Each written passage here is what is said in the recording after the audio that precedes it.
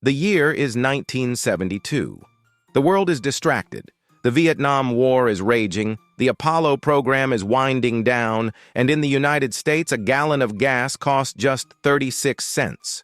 It is an era of unbridled optimism, a time when humanity believes that growth is infinite, that resources are endless, and that technology will solve every problem before it even arises. But in a windowless room at the Massachusetts Institute of Technology, MIT, a machine was printing out a different story. It wasn't a prophecy.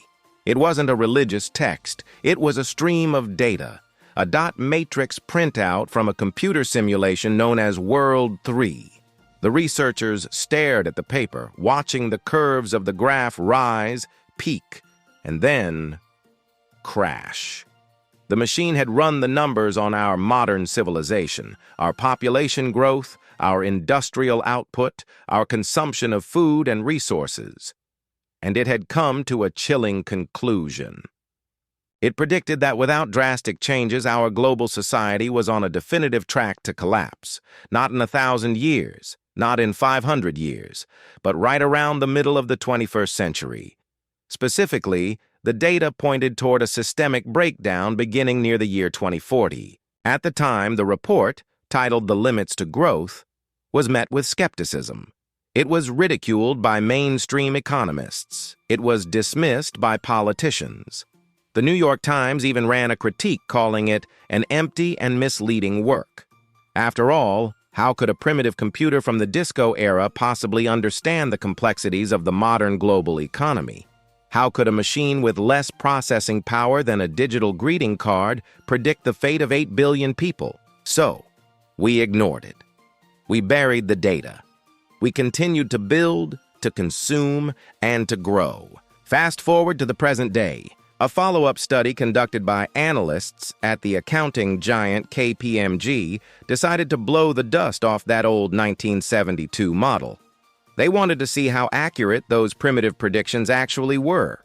They took the real-world data from the last 50 years, real population numbers, real industrial output, real pollution levels, and overlaid it onto the curves drawn by that old MIT computer. They expected to find that the machine was wrong. They expected to prove that human ingenuity had outpaced the algorithm. Instead, they found the opposite. We aren't just tracking the collapse scenario, we are ahead of schedule. Advanced human civilizations have existed for, at most, 10,000 years. In that time, many great empires, the Romans, the Mayans, the Khmer, rose from nothing, dominated their known worlds, and then returned to nothing, leaving behind little more than artifacts and crumbling architecture.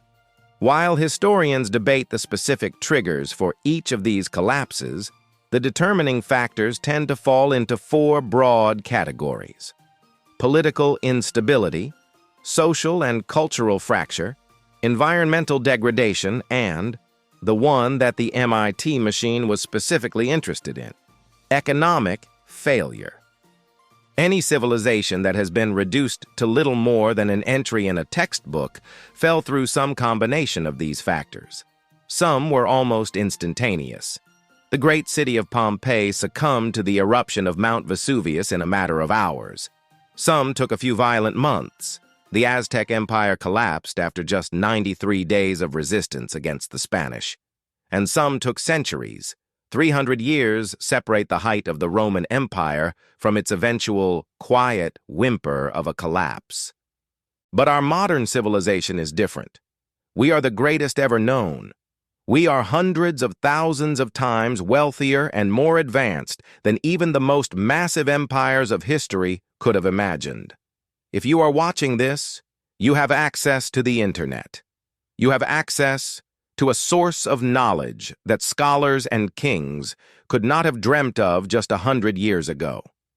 We have conquered diseases. We have split the atom. We have walked on the moon. And yet, the ghost in the machine suggests that this very complexity is our Achilles heel. It suggests that we have built a jet engine to replace a donkey. It's faster, it's more powerful, it flies higher. But one tiny flaw in its incredibly complex network of interdependent components doesn't just slow it down. It renders the whole thing useless. The MIT report didn't predict a meteor strike.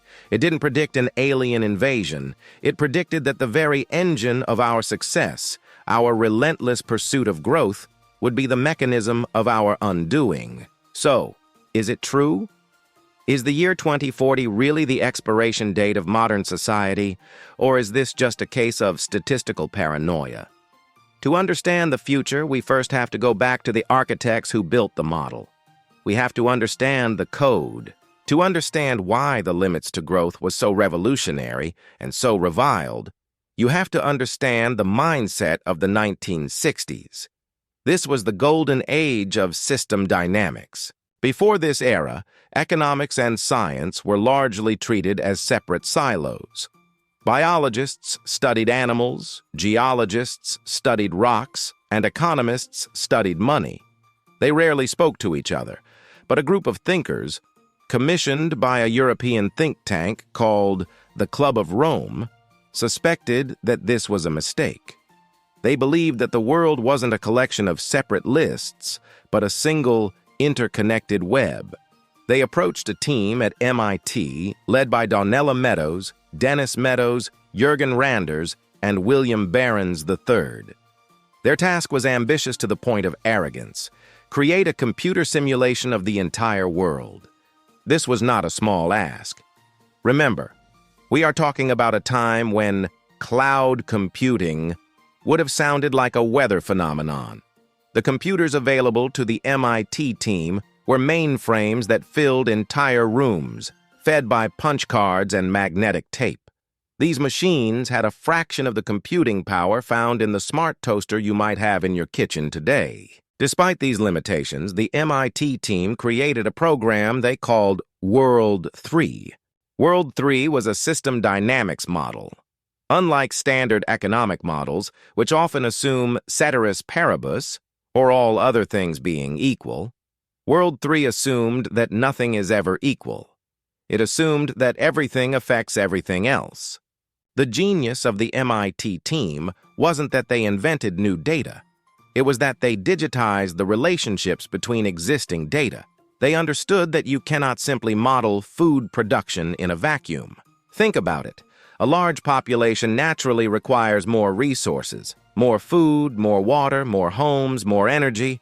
But a larger population also provides a larger labor force and a larger pool of brains to solve problems.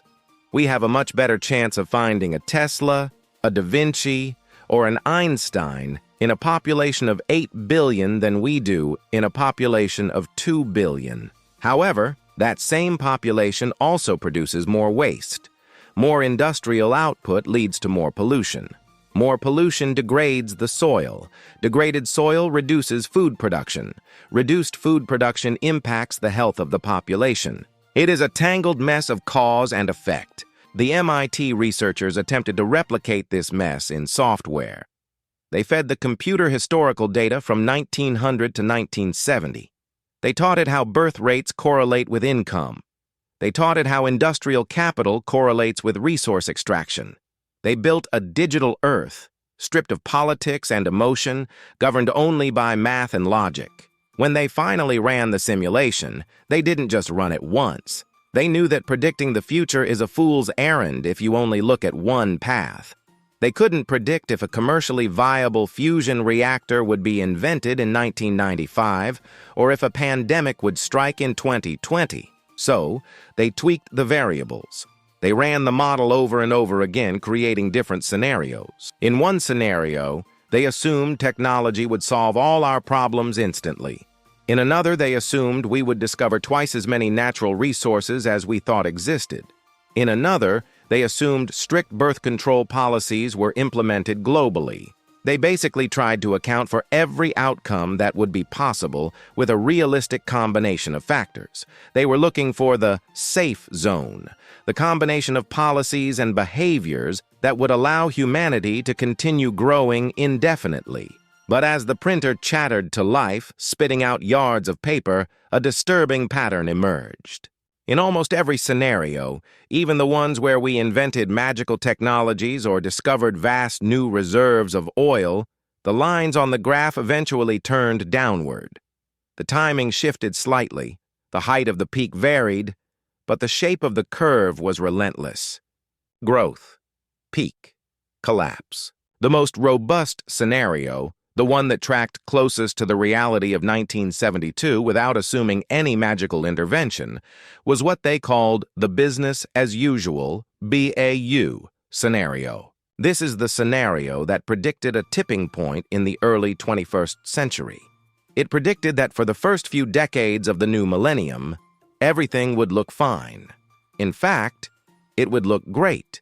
Industrial output would skyrocket, food would be plentiful, the population would soar, but underneath the surface, the costs would be accumulating. The bill for this growth was being deferred, but it wasn't being canceled. The MIT team published their findings in 1972. The book became a bestseller, translating into 30 languages and selling millions of copies. It shocked the public, but the establishment fought back hard. Economists argued that the model failed to account for the price mechanism, the idea that as resources get scarce, they get expensive, which lowers demand and spurs innovation. They called the MIT researchers Malthusian doomsayers. The criticism worked. The world moved on. The 1980s brought a boom of consumerism. The 1990s brought the internet. The idea of limits seemed laughable when the stock market was breaking records every day. But while we were celebrating our infinite growth, the World 3 code was still running in the background, quietly ticking away the years. And now, 50 years later, we have enough data to ask the terrifying question. Was the machine right all along? To understand why the World 3 prediction is so hard to shake, we need to open up the black box and look at the engine driving it. We need to understand the mechanism that turns prosperity into poverty. The model tracks hundreds of variables, but it really boils down to 5 main systems. Population. How many of us are there? Food production. Can we eat? Industrialization. How much stuff do we make? Pollution. What mess do we leave behind? Non-renewable resources. What fuel do we burn? Individually, these variables are simple, but World 3 connects them using a concept called feedback loops. This is the secret sauce of the collapse. The concept of a feedback loop actually comes from audio engineering. If you have ever held a microphone too close to a loudspeaker, you know the result. A screeching, high-pitched squeal. That's a positive feedback loop. The microphone hears a noise, sends it to the speaker. The speaker amplifies it. The microphone hears the louder noise, sends it back, and the cycle repeats, growing exponentially louder in a fraction of a second until the system overloads. The same thing happens in economies, though usually much slower. Let's look at a classic example from the MIT model, the relationship between industrial capital and population. As industry grows, we create better medicine, better farming equipment, and better sanitation. This lowers the death rate. A lower death rate means the population grows. A larger population provides more labor, which creates more industrial capital. This is a positive feedback loop. It's the engine of growth that has driven humanity from the steam engine to the smartphone. It's why we are rich. But World 3 also identified negative feedback loops, the brakes on the system. As industrial capital grows, so does the demand for non-renewable resources, oil, copper, lithium. As we dig up the easy stuff, we have to dig deeper and spend more energy to get the same amount of material. This diverts capital away from growth and towards mere maintenance. Simultaneously, industrial growth creates pollution. I'm not just talking about plastic bags in the ocean, I'm talking about carbon in the atmosphere, microplastics in the blood, and chemicals in the soil. Pollution reduces agricultural yield. The terrifying insight of the MIT study was how these loops interact over time. They discovered that in a complex system, there are delays. This is the most dangerous part. Imagine you are driving a car, but there is a 10-second delay between when you turn the steering wheel and when the wheels actually move. If you see a curve coming and you turn the wheel, nothing happens immediately. You might think, I didn't turn hard enough, so you turn the wheel more. 10 seconds later, the car swerves violently into the ditch. That is what is happening to our civilization. The pollution we emit today doesn't kill the crops tomorrow. It changes the climate 20 years from now. The children born today don't enter the workforce for 2 decades. The oil fields we deplete today don't cause a shortage until the reserves run dry. Because of these delays, the signals we get from the economy are misleading. We look at the stock market, or the GDP, and we see the lines going up. We think we are steering correctly. But the steering inputs we made decades ago, the massive consumption of fossil fuels, the explosion in population, are already locked in. The reaction is coming. It just hasn't hit the wheels yet. This is why the MIT curves look the way they do. They show overshoot. In biology, overshoot happens when a species grows beyond the carrying capacity of its environment. Think of deer on an island with no wolves. They reproduce rapidly. They eat all the grass. The population explodes, and then suddenly, the grass is gone. The population doesn't just level off gently, it crashes. They starve. The MIT model asked a fundamental question. Is humanity smarter than the deer? Or are we subject to the same biological laws? The economists of the 1970s argued, we are smarter. They argued that the invisible hand of the market would fix it. If oil gets scarce, the price goes up, so we invent solar panels. If food gets scarce, prices rise, so we invent genetically modified crops. They believe the market acts as a perfect instant feedback mechanism. But World 3 argued that the market is too slow. By the time the price of food signals a crisis, the soil is already dead. By the time the price of oil skyrockets, the infrastructure is already built to depend on it. And this brings us to the specific mechanism of the 2040 collapse. It doesn't start with a bang. It starts with a squeeze. According to the business as usual model, the trouble begins when the cost of obtaining resources starts to eat into the capital needed for other things. We have to spend so much money and energy just to keep the lights on and the people fed that we stop investing in the future. Industrial output peaks because we can't afford to maintain the machines and feed the people and clean up the pollution all at the same time.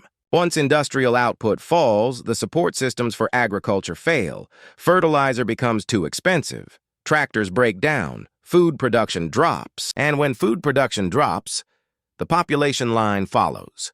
This is the cold, hard logic of the code. It's not emotional.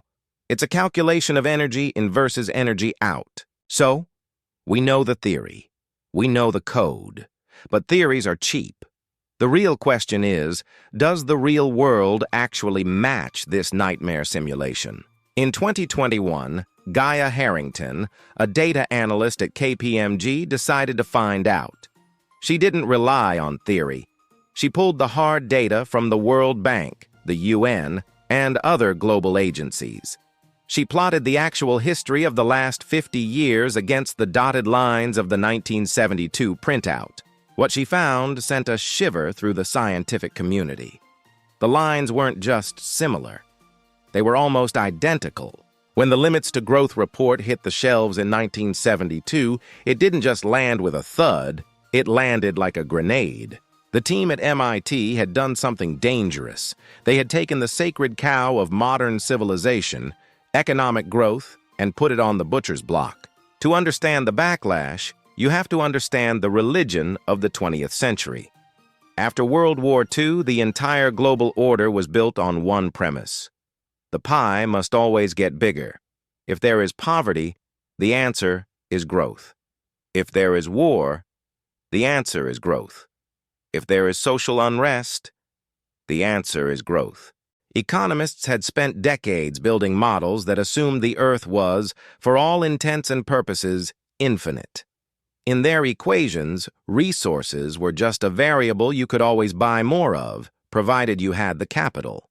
They treated the environment not as a biological life support system, but as an endless warehouse of inputs and a bottomless trash can for outputs. So, when the MIT researchers published a graph showing that the warehouse would empty and the trash can would overflow, the establishment didn't just disagree.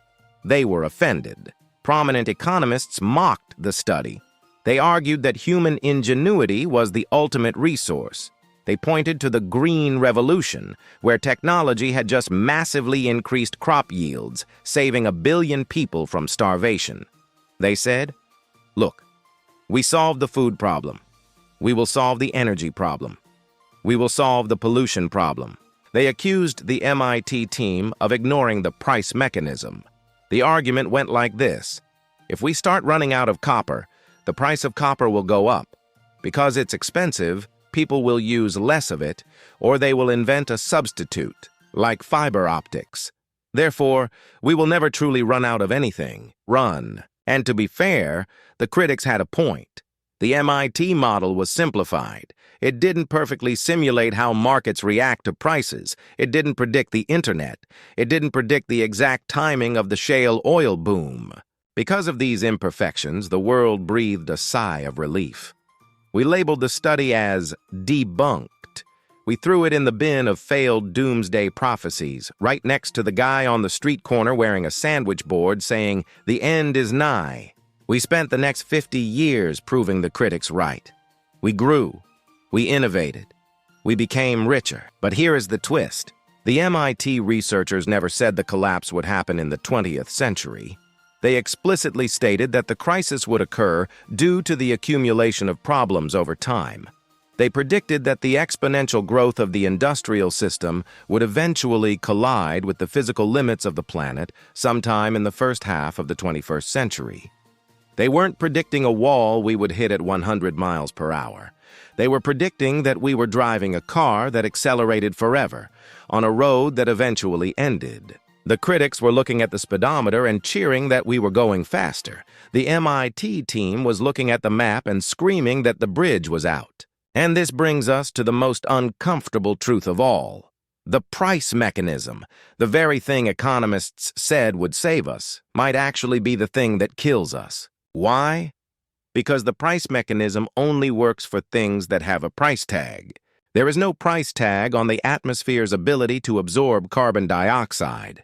There is no price tag on the biodiversity of the ocean. There is no price tag on the stability of the jet stream.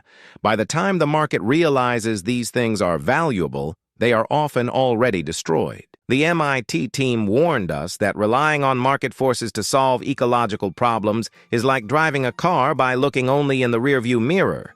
You can see where you've been, but you can't see the cliff until you've already driven off it. So, for 50 years, the argument remained theoretical. The pessimists had their computer model. The optimists had their real-world boom. But debates eventually end. Reality has a way of settling the score. In 2021, the time for theory ran out. Gaia Harrington didn't set out to be a doomsayer. As a lead analyst at KPMG, one of the Big Four accounting firms, her job was risk analysis. Her job was to look at data, not crystal balls. She wanted to know, if we take the original 1972 predictions and overlay them with the empirical data of what actually happened from 1972 to 2020, how well do they fit? This is a moment of pure scientific suspense. Imagine holding two transparencies. One has the shaky, hand-drawn line of a 1970s computer prediction. The other has the jagged, hard-edged line of 50 years of human history: wars, recessions, tech booms, pandemics. When Harrington laid one over the other, the result was shocking. It wasn't just a close match. It was a near-perfect fit. The data showed that regarding population, fertility rates, mortality rates, industrial output, and pollution, our real-world trajectory has hugged the MIT curves with frightening accuracy. The study concluded that society is not just on track for the 2040 collapse. In some metrics, we are ahead of schedule. Remember those 4 factors of collapse: political issues, social, cultural issues, environmental issues, and economic issues. The KPMG analysis suggests we are hitting the economic trigger hard. Specifically, Harrington found that we are tracking closest to two specific scenarios from the original report. But before we get to those, we need to talk about what collapse actually looks like in this data.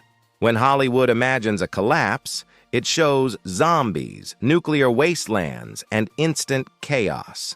The MIT model shows something different and perhaps more terrifying because it is so realistic. It shows a halt to growth. It starts with industrial output. In the model, this line peaks and then crashes. Why? Because of the limits to growth. As we deplete cheap resources, easy-to-reach oil, abundant fresh water, fertile soil, we have to spend more and more capital just to get the same amount of stuff. Think about oil. 100 years ago, you could stick a pipe in the ground in Texas and oil would shoot into the sky. The energy return on energy invested was 100 to 1. Today, we have to build multi-billion-dollar floating cities in the middle of the ocean and drill 3 miles deep just to get a barrel of oil. The return is much lower. Eventually, the cost of getting resources consumes all the profit from using resources. Investment in new hospitals, schools, and factories stops because all our money is going towards just maintaining what we have. When industrial output crashes, the agricultural sector fails. Modern farming is just a way of turning fossil fuels into food, fertilizers, pesticides, tractors, transport. Without high industrial output, food production plummets. When food production plummets, the population line, which has been skyrocketing for 2 centuries, peaks and begins a steep, deadly decline. According to Harrington's analysis, this peak isn't in the distant future. It's happening right around now. The disruption phase begins in the 2020s and the steep decline sets in around 2040. So, which specific path are we on? The MIT computer offered a few variations. Harrington's data narrowed it down to the final 3. And the difference between them is the difference between a hard reset and an extinction event. The 1972 study wasn't a single prediction. It was a range of possibilities. The researchers tweaked the variables to see if humanity could save itself. Out of all the thousands of simulations, Harrington identified 3 that match our current reality. Let's start with the one we all hope we are on. Scenario 1. Comprehensive technology, the techno fix. This is the Elon Musk timeline. In this model, we assume that humanity is brilliant. We assume that technological innovation continues to compound on itself. We figure out how to desalinate water cheaply. We invent fusion energy. We create bacteria that eat plastic. In the comprehensive technology scenario, we manage to solve the resource constraints. Technology progresses fast enough to ensure our productive capacity keeps up with the population. The result? We avoid a total collapse. The population does plateau around 2040, but not because people are starving. It plateaus because wealthier, more urban populations naturally choose to have fewer children. However, there is a catch. Even in this techno-utopia, industrial output still declines. Why? Because technology can solve resource scarcity, but it often struggles to solve pollution. In this model, while we solve the input problem, resources, we fail to solve the output problem, waste. The environment takes a massive hit, leading to lower living standards, but civilization survives.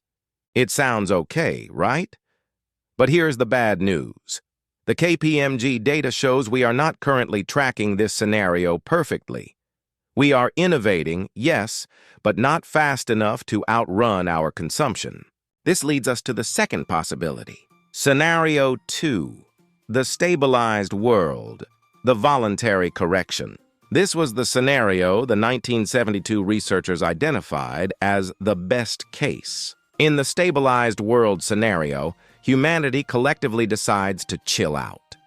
We maintain our rate of innovation, but we also invest heavily into renewable energy and recycling before we are forced to. We voluntarily reduce industrial output.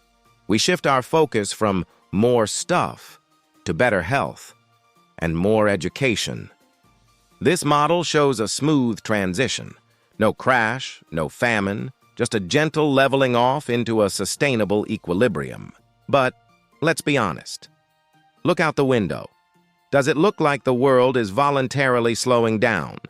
Does it look like nations are agreeing to consume less? The 2021 study confirmed that this scenario is the least likely fit for our current trajectory, which leaves us with the third door, the door we are currently walking through. Scenario 3, business as usual 2, the collapse. Gaia Harrington's study suggests that the path we are actually on best represents what the 1972 researchers dubbed the business as usual 2, BAU2 scenario. And that is not good. In the original business as usual, the collapse comes from running out of resources. But in business as usual 2, we are smart enough to find more resources. We frack, we drill deep, we mine the ocean floor. But this success is actually our downfall. Because we keep finding more resources, we keep expanding industry. Because we keep expanding industry, pollution, specifically climate change and toxicity, increases exponentially. In the BAU2 model, the collapse doesn't come because the oil runs dry. It comes because the environment simply gives up. The pollution line spikes. This poisons the agricultural system. Food production drops massively. This causes famines in poor countries and skyrocketing costs in rich ones. The result is a death spiral. Declining food leads to declining health. Declining health leads to a shrinking workforce. A shrinking workforce leads to lower industrial output. Lower industrial output means we can't afford to clean up the pollution or build the green tech we need to save ourselves. The system eats itself. The BAU2 model predicts that industrial growth peaks around 2025.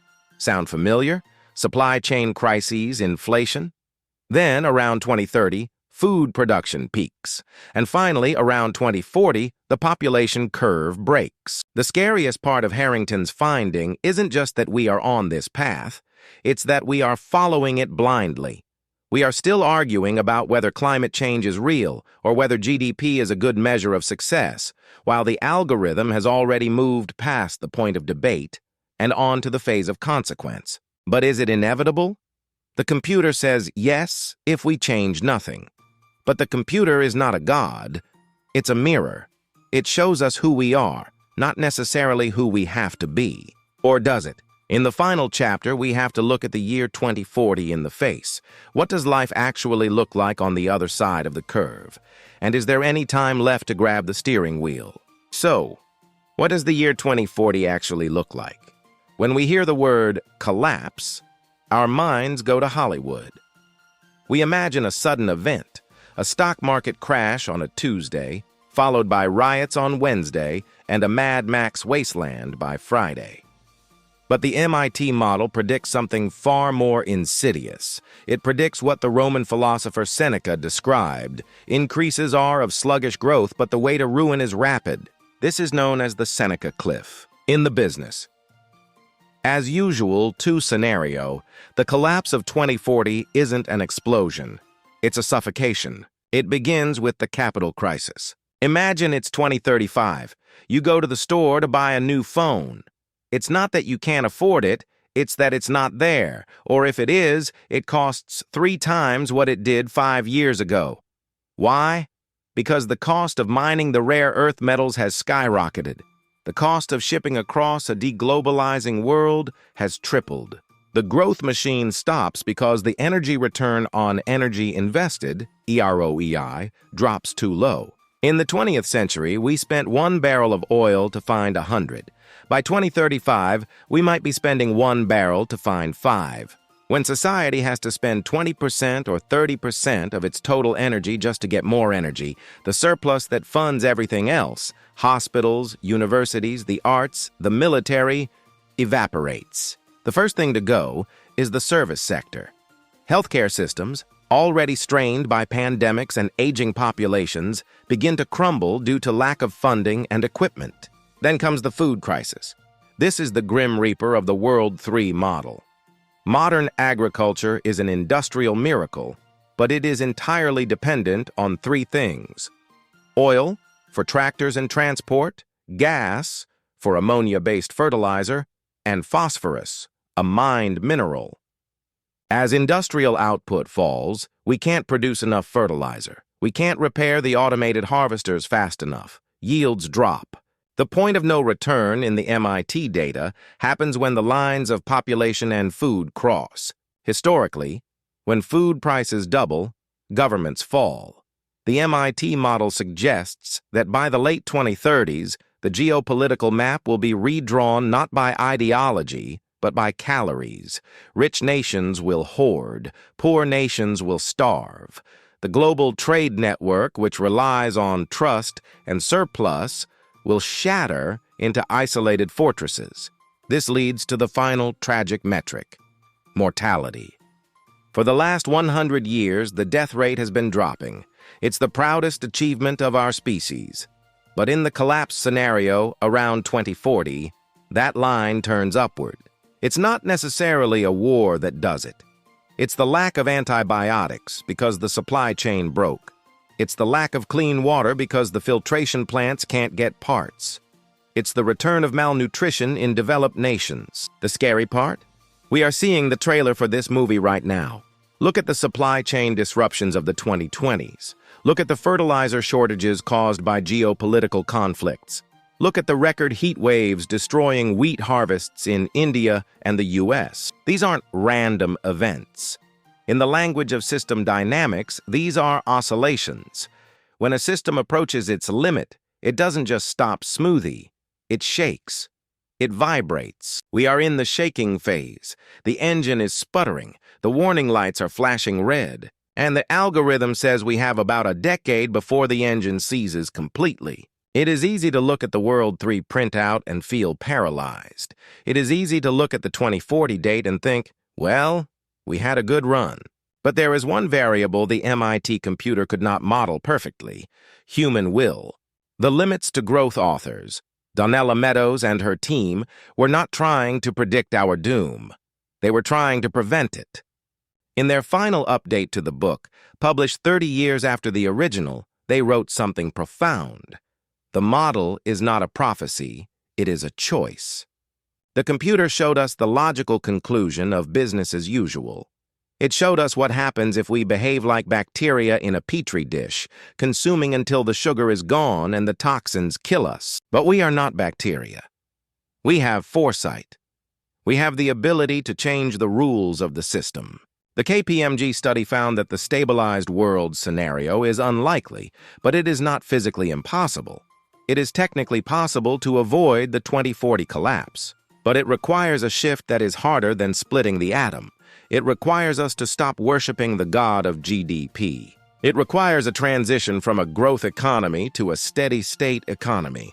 Imagine a world where success isn't measured by how many new iPhones are sold this quarter, but by the health of the soil, the stability of the climate, and the happiness of the people. It sounds like a hippie fantasy, but the math says it is the only pragmatic survival strategy we have left. We need to redefine wealth. Wealth isn't the number in a bank account, because in a collapsed world, money is just paper. Real wealth is a resilient community, a functioning water cycle, and a food system that doesn't rely on shipping fertilizer from halfway across the planet. We are currently living through the most critical decade in human history. The decisions we make in the 2020s regarding energy transition, regenerative agriculture, and circular economics will determine whether the 2040 line on the graph goes down or stays steady. The 1972 computer code was a warning from the past. The 2021 validation was a wake-up call from the present. The future is still being written, but the ink is drying fast. If you are watching this, you are part of the last generation that has the luxury of choice. We can choose to ignore the limits, drive the car off the cliff, and hope we invent wings on the way down. Or we can choose to hit the brakes, turn the wheel, and find a different road. The computer predicted the collapse. It's up to us to prove it wrong. Thanks for watching. This video took months of research to produce. If you believe this message needs to be heard, the most important thing you can do is share it. And if you want to understand the specific economic skills you will need to survive a potential downturn, click this video right here.